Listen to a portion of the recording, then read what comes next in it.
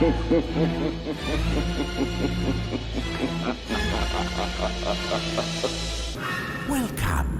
to the Cult Classic Horror Show. Every week, you can have the conversations you've always wanted to have about the films you love. Shut up! We're gonna get you. Not another peep. Get rid of your distractions and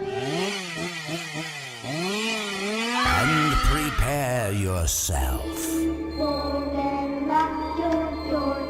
5, 6, crucifix. You got a big surprise coming to you. You're not going anywhere.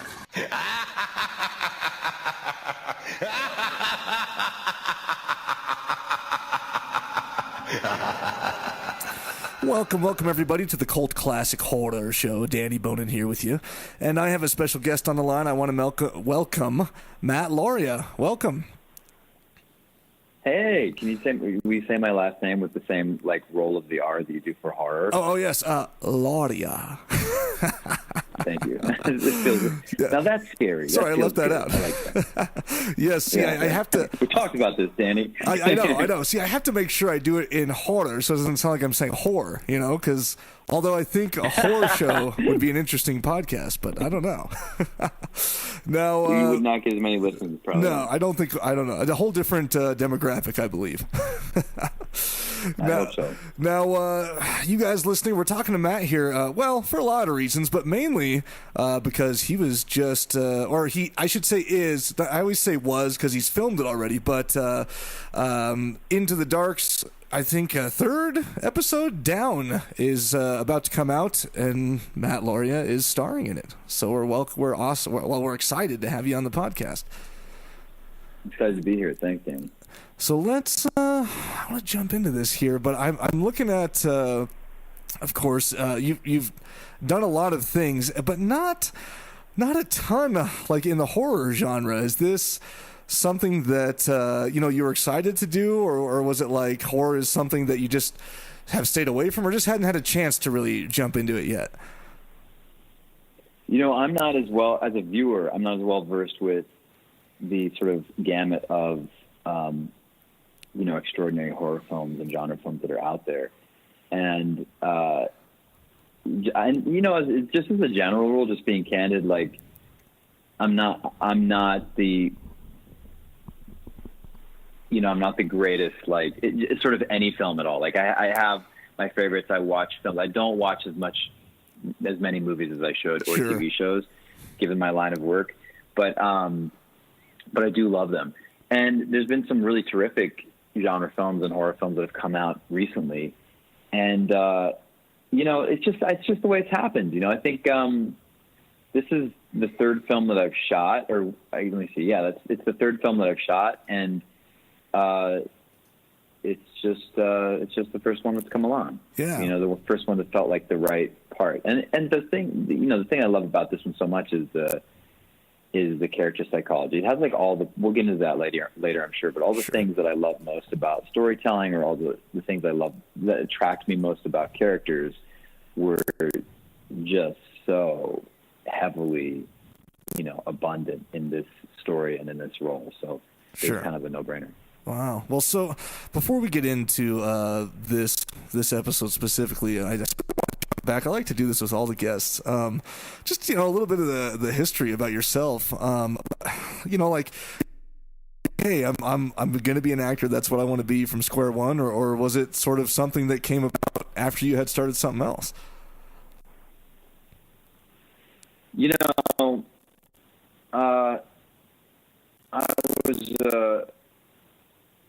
I had always wanted to follow in my mother's shoes and become a statistician, and work for the census. And then I accidentally got a job as an actor, and it just pays more.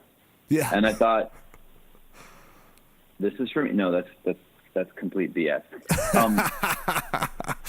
And I could have come up with something a lot snappier than statistician.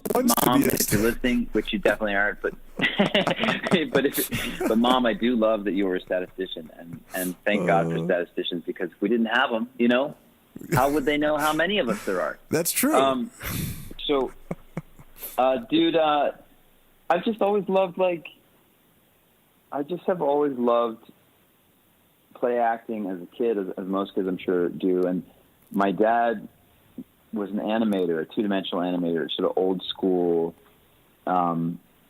goofy animator storytellers. Like the animation bunch, I think they're kind of close to like the comic bunch in some ways. They're so zany and just intensely creative and expressive and off the wall, unusual, kind of an extraordinary bunch of people. So I grew up with those types of characters coming in and out of our house. And we had this sort of house that, all were welcome, or so-and-so, couple of students were down on their luck and didn't have anywhere to stay. And so they would board with us and have to look after the kids once in a while and that kind of thing, just to help them out. So we always had really creative, weirdo artists around us as kids, and they always encouraged, so our house was just a very imaginative place. And by the time I ended up doing my first play when I was 12, I just fell in love with it. I had already, my dad and I were always dressing up as pirates or cowboys or you name it, and then it just felt like a perfect fit. And there's just such an incredible dynamic between being on stage and interacting live with the audience. Like knowing, I remember in college, the last play that I did before I went to drama school, and I was having this big emotional moment, and I was having trouble with it in rehearsals, and the director said, "Don't worry, man. Like by the time we get to that place, you'll have the whole play behind you in order. Mm-hmm. Like we're rehearsing right now, but you'll have gone on this 2-hour journey with the audience. And when you walk into that tomb, like they're going to be on the edge of their seat with you. And it's like kind of all the air gets sucked out of the room, and there's just this living, breathing thing that happens. So I think so I think a sort of lighter, funnier version of that is what I experienced when I was 12 in this musical at school, and I was hooked. Wow. Wow. I mean, dude. I can slightly relate with the family thing. I grew up doing my family owns a small dinner theater in the town I live in, actually, and so get out. Yeah, so just cool. Grown up like doing that the whole time, and so always eccentric people around, and the stage is there every weekend, totally. And so that's great. Oh, I love that. That's so cool. Were you in The Princess and the Pea? I have been in The Princess and Pea, yes. Was that when you were 12? I know it. No, I did. Ours was Alice in Wonderland. I just had a hunch. It just seems like a real dinner theater kind of perfect fit. No, we've done it a couple times. I've probably seen it. It's funny because I think the only time I've been to a dinner theater, which, by the way, I enjoyed myself thoroughly, it was a production of Princess and the Pea. Oh, okay. All right. Yeah, I played the jester. I danced a little soft shoe. It was awesome. You damn well did. You sure did. Wow. I love that. Well, that's good. So started out drama and stage acting, and then slipped right into film, huh? Was that... short films, TV series? Not quite. You're being generous. Okay. All right. there was some in between, right? I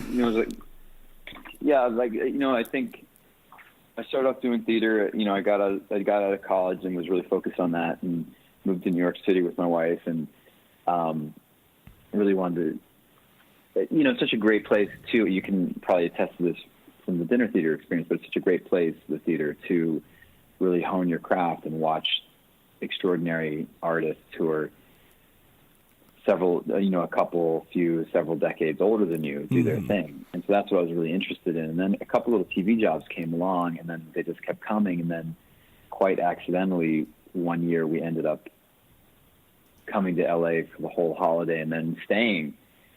And then I didn't get to do quite as much theater, some along the way. And then film is something that's just sort of emerged in the last like couple of years.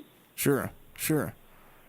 Yeah. Wow. So were you, I got to ask, like, you know, had you been, or even given the choice right now, do you enjoy the film acting more? Or if you were like, hey, you can be on Broadway in this show, would you jump at that opportunity?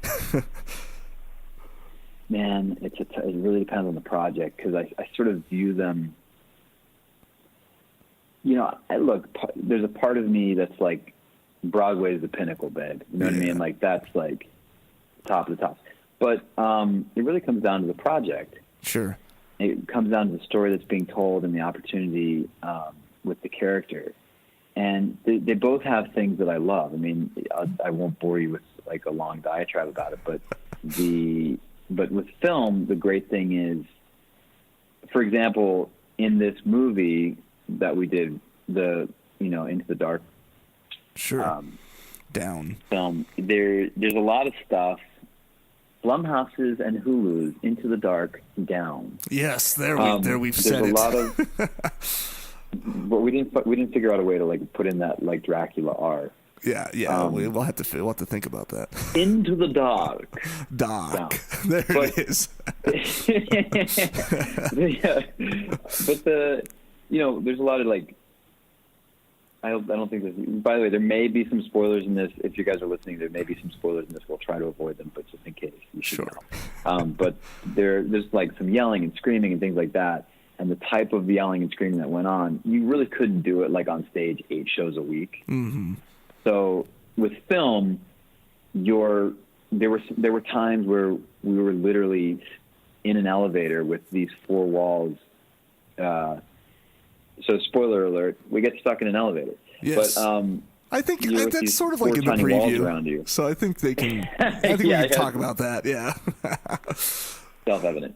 Yeah. So that's but on stage, obviously, it wouldn't be that way. Like, you know, if you're in a movie, you're like running across a muddy field and you know you're soaking wet. Like, that's really happening in real life, but on stage it's not. Yeah. And so it's imagined. But then also, they always say that film's the director's medium and theater is the actor's medium. At the end of the day, once you go through all the rehearsals and the director's gone and it's just the stage manager running the show, you continue to like discover and explore what that part and how that story is being told, what that part is and how the story is being told. So every night, every performance, you're exploring and discovering, and it can be different every single time. Mm-hmm. You know? Yeah. And then there's this aspect to like doing theater where you kind of let all the crazy out. You can let all the crazy out and leave it all on the stage. And if you do it on film, it may be too much. Who knows? Yeah, well, I think that's usually the case. Yeah, so I love them both. Yeah, well, good. Well, are you a singer? Do you sing? I'm so glad that you asked me that. I mean, as you can tell, like, pretty remarkable singer. Oh, yeah. I mean, Broadway material right there. I mean, competitive. You know, like, yeah, I sang, like, in college, we sang musicals and this and that, and I do love to sing. I've been in bands and stuff like that. Sure. Okay. I was just curious. As you can tell, my melodious tone is intoxicating. Oh, yeah, I was wooed. Thanks, Danny. Yeah, hey, I'm just skipping over that awkward moment. So I'm looking back. You know, not awkward for me, man. No, I just put my coffee back in my cup, but it's not at all. All right. I feel good about it. All right, good. I feel comfortable now. So moving into before we get into Down, I just I can't talk to you and not like talk about some of your past stuff without just talking about Hulu's and Blumhouse's. If you bring up Down. girlfriends, Danny, if you bring up girlfriends, girlfriends. This interview is over. Yeah, I mean, God, you've been a part of so many projects that are just drastically different from each other. I mean, you have a little bit of. I know you're basically a guest star on 30 Rock here. Burn Notice. I mean, did you meet Bruce Campbell on Burn Notice? I got asked that. Who's Bruce Campbell? Well, that would be the main. I forgot his freaking name in Burn Notice. Yes. Yes, then I did. I couldn't remember his name. I can't remember his name. I'm looking at it right now just so that I get it right, because I am a Bruce Campbell I can't fan. remember his. I can't remember his character. Sam Axe. Bruce Campbell. Sam Axe is his name in the show. But yes. Bruce. Yes. No, Bruce Campbell is the actor's name. Yes, I did get to work with Bruce, and I got to work with him for maybe 2 or 3 scenes, and he's a hoot. He's very, very talented, very funny. We shot a scene where we all were kind of at some fancy schmancy,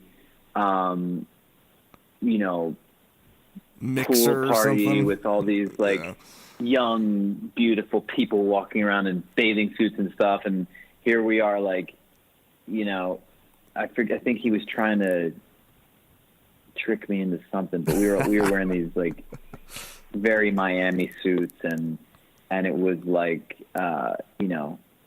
it was funny. He was a really funny guy. That's awesome. Yeah, he's sort of the cult classic star of all the Evil Dead movies that I'm a huge fan of. So I'm a little jealous. That's all I wanted to say. You got to give you a double thumbs up for Bruce Campbell. Not that he needs it from me. I know. Well, that's true. That's not a diss on you or anything. I'll take it. I'll take it on the chin. Moving on. I want to talk just a second about Kingdom. That's an awesome series. I relate to a little because I did do some amateur MMA fighting a few 5 years ago, and so I like to watch. Get out. Yeah. So I just didn't know if you had any previous experience before doing the show, or if you got cast and were okay, we're going to teach you how to fight now. They were probably I think they cast me against their best efforts and instincts, and then I think they were it was less about okay, we're going to try and teach you how to fight, and I think they were if we can just get this guy to not skip everywhere, then at least we might be sort of in the right zone. That's really cool that you fought. That's it's an extraordinary sport that is becoming certainly much more universal, but it still is kind of a it's a subculture in itself. I mean, just look at this. Look at the salaries compared to boxers and things. That's how you know that it's not quite up there yet. And baseball players. Yeah, well, but, baseball players. Yeah.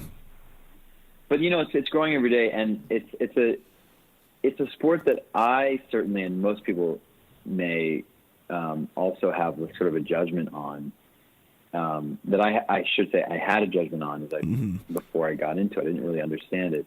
And the more that I've gotten to know fighters and spent time with them, trained with them, and become close with them, you see at its best, it's just great sportsmanship where these guys, it's just a sport that they love and know, and that they enjoy it fiercely. My friend Juan Archuleta just fought at Bellator 214. He won his, I think, 17th straight fight or 16th straight fight. He's 22-1 now. We've watched him since the very beginning of his career because he's always been on Kingdom. Wow. And he was sort of one of the sort of coaches in the gym, and now he was fighting on that card with Aaron Pico and Emelianenko and Bader and all these legends. And so he is, I think, the quintessential sportsman with it, where it's not all the trash talk, which is fun and enjoyable, and it really depends on the fighter.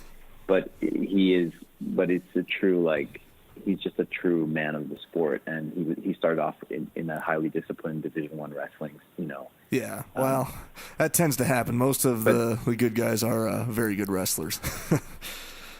Yeah, that's true. So anyway, it's a very, very cool sport, interesting. And to answer your question without being glib, I had done some boxing ahead of time. When I was a kid, I did some kickboxing, and then when I auditioned for a Broadway show that required a little bit of boxing a number of years ago, and I talk about it in the scene. I thought, well, I should like brush up on some boxing technique and at least have the physicality to sort of know what I'm talking about and maybe do it. And so I started boxing, and right when I started, I loved it. Mm-hmm. And I think I think most people have that reaction, guy or girl, like they start learning how to throw like a good like cross, and they're like suddenly they're walking 3 inches taller, you know. Yeah, exactly. They're feeling really good about themselves. So I just enjoyed it. The thing about boxing is really cool. It's kind of got this weird Zen actor parallel, which is you can't force anything. It can't be about like the speed or the power. Mm-hmm. It has to be about being in the moment and responding to what's in front of you.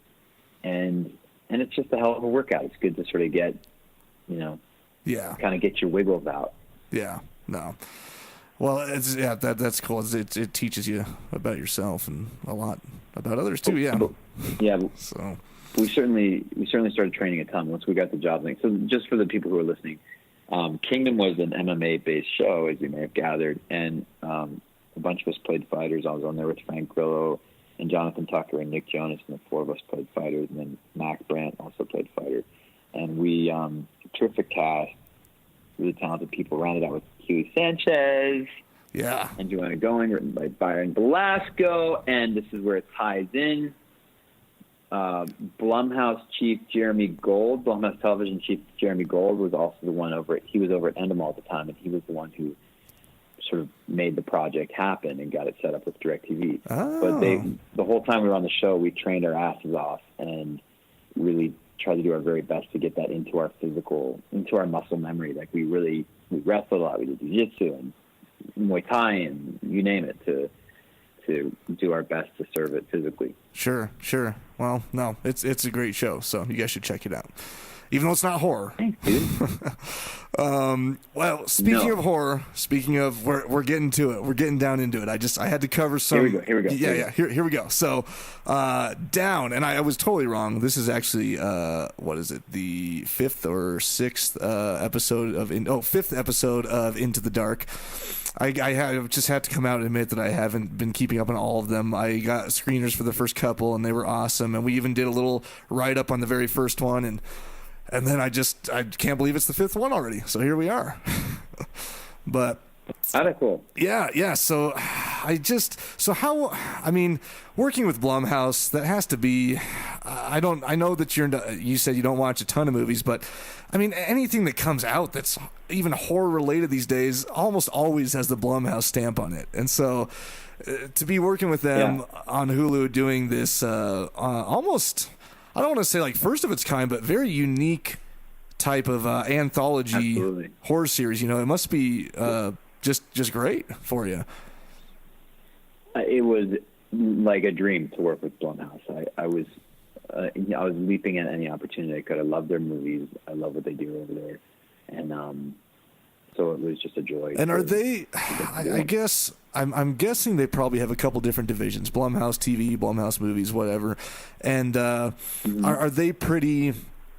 I mean, it's how. I guess what I want to ask is how involved is like Hulu there doing things, or how involved is Blumhouse there doing things? Is it pretty much Blumhouse's show, and then Hulu's just like, just let us know when you're done with it? Dude, that's a little above my pay grade, but I would say that the feeling that I got from it was one of, sort of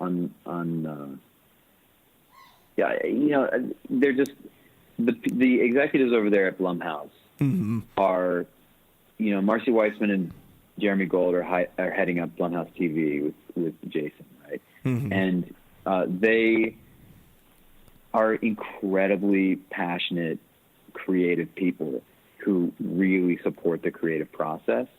And so as far as the way that it showed up on set, I mean, it never felt like there were too many cooks in the kitchen, or that there was any sort of the bigwigs like looking over the shoulder in a way that, there was nobody felt, we didn't feel sort of bound. I didn't, at least, and I don't think the director did. At least he didn't tell us. But at any rate, I think that Hulu, my feeling that I've gotten from people has been that who's really thrilled about how it's going. I think they're probably thrilled to be working with such a powerhouse outfit, and I think they're really happy with the results. Yeah. Yeah. No, it's been a great experience yeah. across the board. Well, and it's definitely, like I said, very unique and a cool thing to be a part of. Now, this specific story, now, though, for you guys listening that haven't caught on already, they're doing these in relation to holidays of each month that it's happening in. So Down is obviously, well, not obviously, but it's February, so it's Valentine's Day month. And here we are, what perhaps starts out as what could be a happy love story takes a turn south for sure. It takes a turn down. So I just thought that was such a brilliant idea. They're doing 12 movies in 12 months. Mm-hmm. They're all unrelated, different directors, different subject matter. They're linked by that sort of through line of Blumhouse genre sensibilities. And then ours is this rom-com that I think, like, if you picture two people getting stuck in an elevator together and you go, okay, knowing that it's a Blumhouse film, you're like, okay, where could this go? Yeah. It probably goes to those places.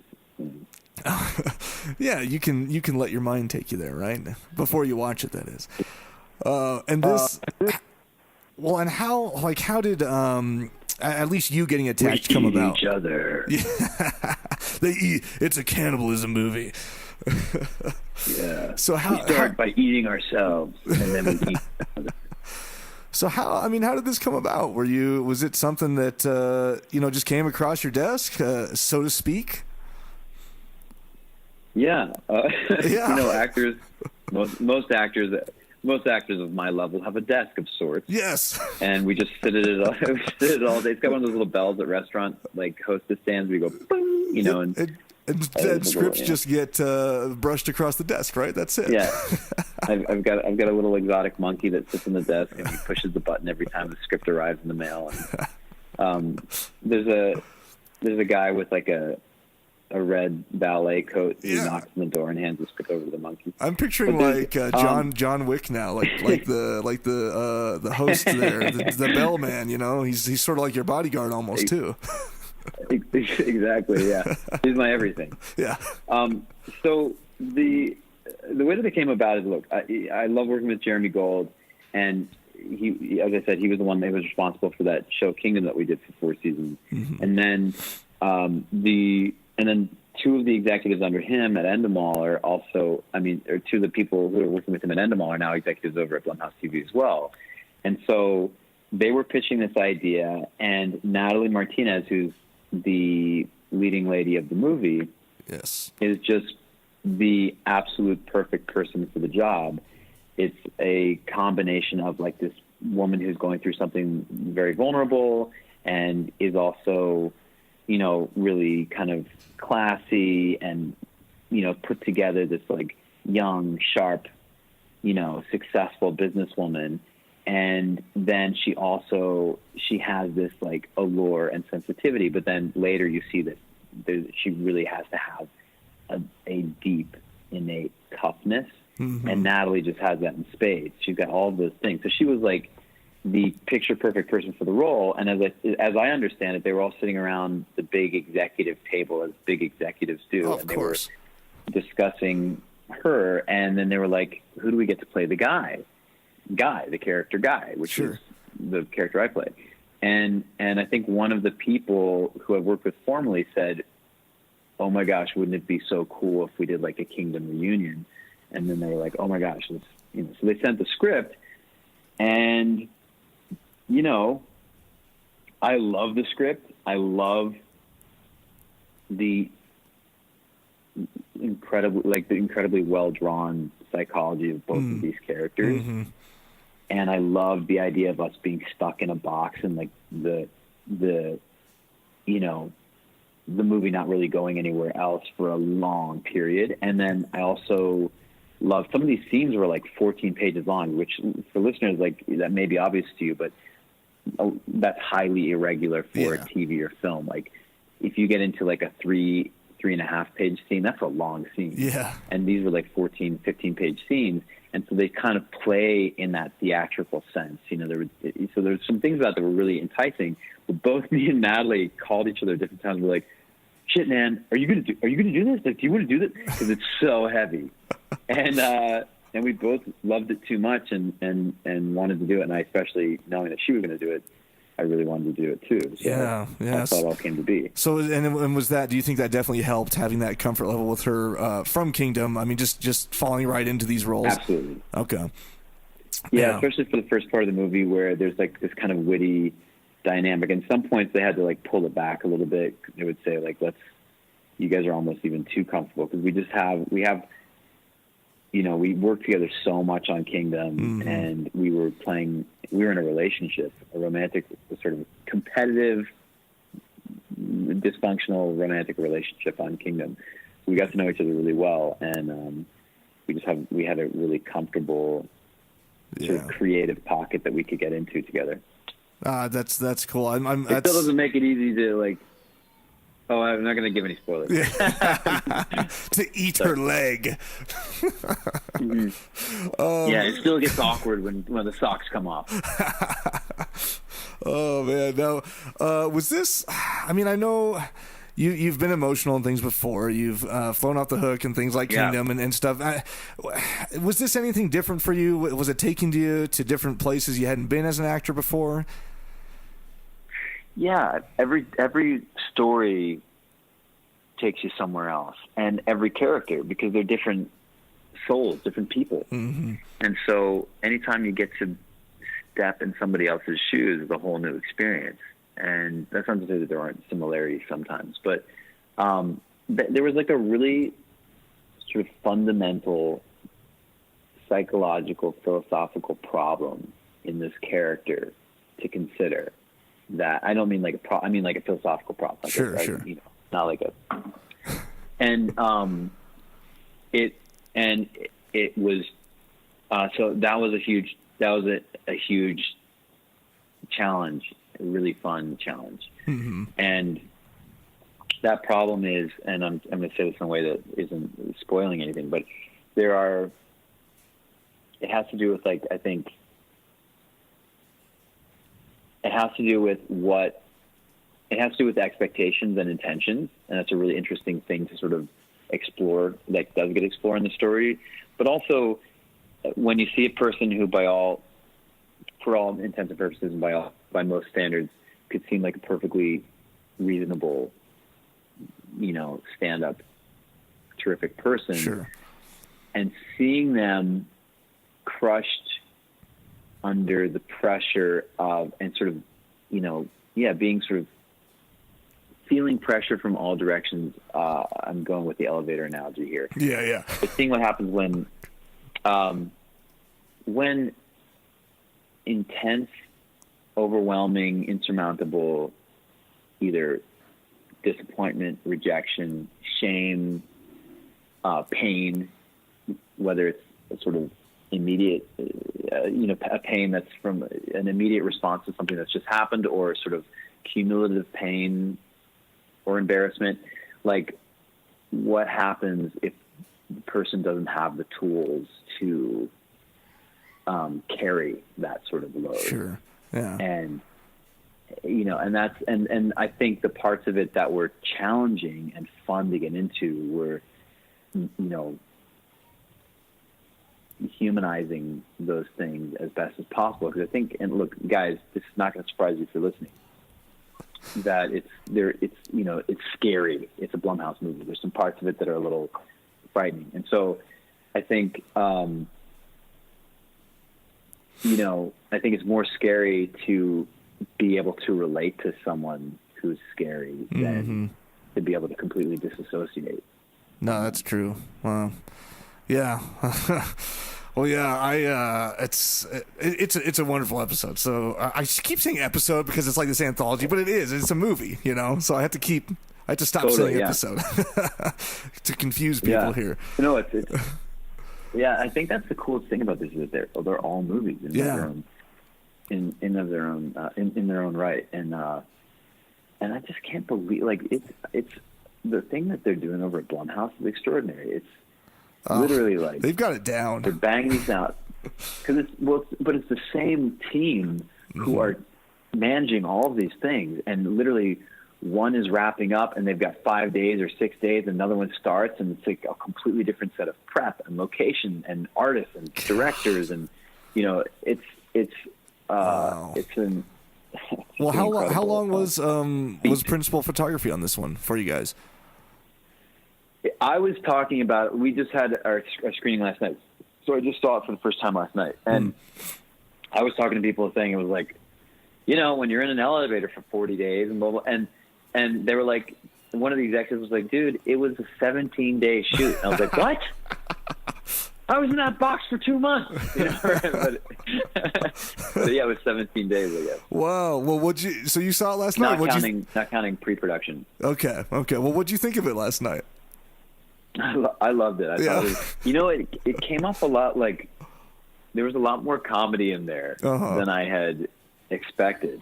And we didn't see the complete finished product. Like, there's going to be some different music than I guess what we heard last night at the screening, and there's some other elements that they're adding in. But I was really pleased. Like, there's some fantastic performances in this film from a couple of other actors, and Arnie and Christina, and there's some other performers. I don't want to give away everything, right? But there's some really funny parts, and then I was like, I was really happy with how it came out. I mean,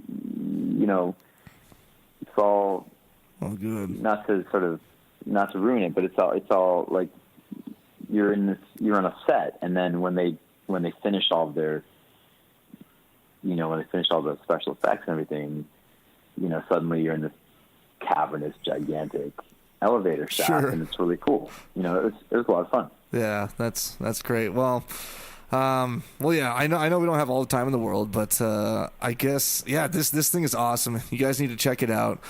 I don't know, Matt, any last thoughts on just this whole process of filming Down that you want to share before we sign off?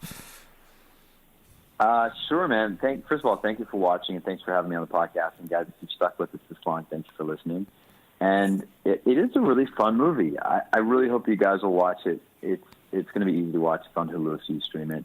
But and for that matter, watch all the episodes. But it's a pretty unusual conceit. These two people get stuck in an elevator. The majority of the film takes place in the elevator, and it just goes bananas. It's really fun. So please enjoy. Yeah. And do you got anything else? Well, I'm sure you have plenty coming up on the horizon, but just gonna sink your fangs into some horror again soon? Hold on, let me say that again. Horror, not horror. You sink your fangs into some horror. Actually, last night when I was talking to some of the execs at Blumhouse, I was like, so what else can I do? What can I do? What else is there? I loved working for them. It was a really fun genre to be a part of. And then, because I like the psychological stuff. I like doing weird stuff, and I like playing, I don't want to say this, but I like playing bad guys. No! Not that I'm a bad guy in that movie.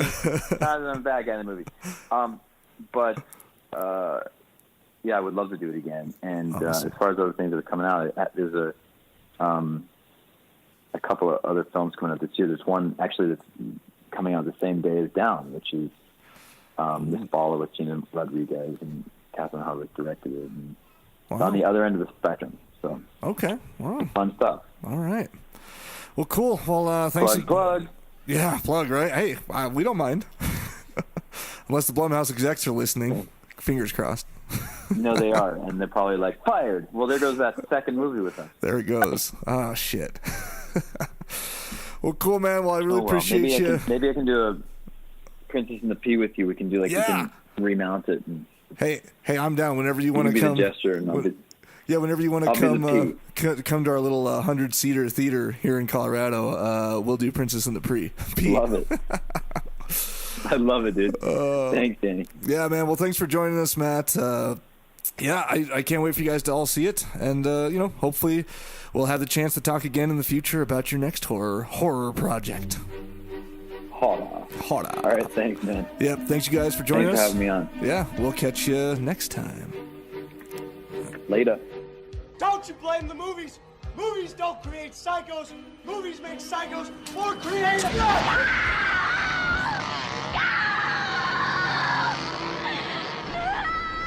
Oh, yes. There will be blood.